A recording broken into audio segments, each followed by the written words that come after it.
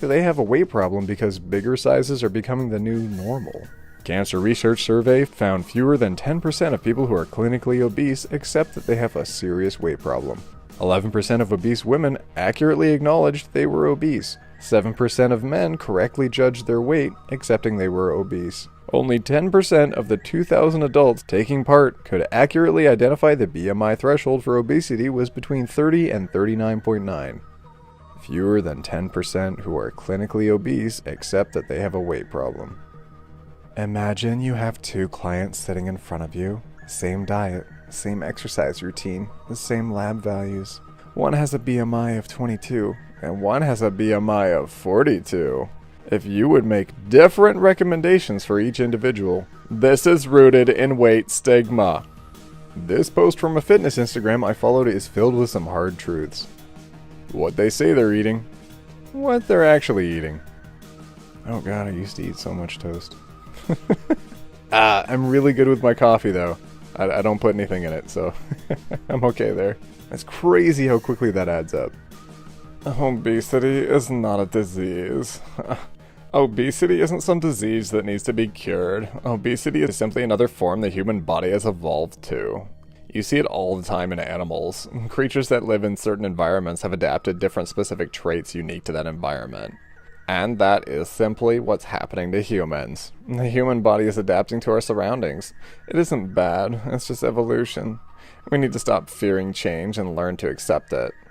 Evolution doesn't happen in individual organisms during the span of a few years. It's a series of genetic mutations selected for by the evolutionary pressures faced by a population over the course of generations. You're already butchering health science, don't start on evolution. What's up? Fuse fat phobia. Saying you don't want to be fat is saying you don't want to look like me or any fat person. If you're balancing being overweight and healthy, that's cool. If you're obese, you're unhealthy. See a doctor. God, I hate when Facebook shows me memories from 3+ years ago.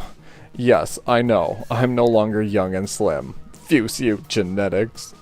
And fuse you, science, apparently. It's not that hard to lose weight. Yeah, right, because metabolism has nothing to do with it.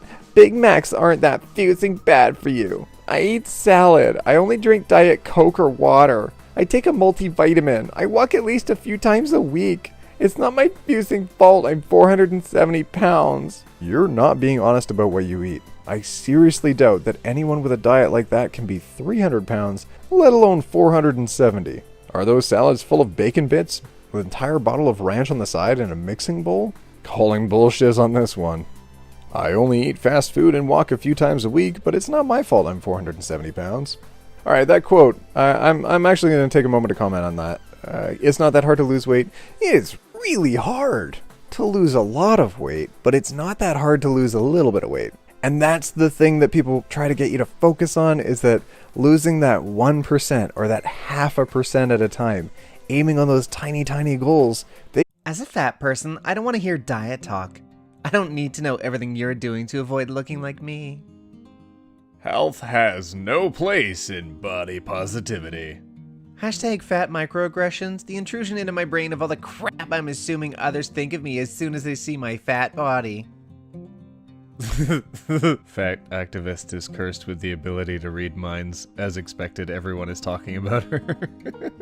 You can micromanage your body or live your damn life, but you can't do both. I said what I said. Yeah, you can. Hi, here's your regular reminder that most fat people aren't fat because we eat more than thin people. That's not actually how it works. Diet culture. PSL is full of sugar and artificial flavors. Reality. Pumpkin spice latte is freaking delicious and it makes me feel warm and fuzzy. Oh no. Mental health is fat phobic. Obesity has become a leading cause of preventable death, with an estimated 300,000 deaths per year in the United States alone, and recent studies showing it is no longer limited to Western society, but is now a global epidemic. Oh, Dr. Now, fighting the good fight. Childhood obesity is propaganda. The obesity crisis epidemic is also propaganda, and the way y'all fear diabetes is weird. Ugh! Oh, don't let that be a thing. Oh no. Oh no. My two straight-sized colleagues are sitting beside me talking about Slimming World and doing calculations about whether they can have a sausage roll this week. Why are people like this? How dare they watch their diets around me? If you eat well, get good sleep, exercise, and drink plenty of water, you'll die anyway. That is bleak. Ooh. Quality of life is important, my friend. A better way to debunk this is as follows. I'm 6 feet tall and 200 pounds. My calculated BMI classifies me as overweight. I lose a leg in an accident.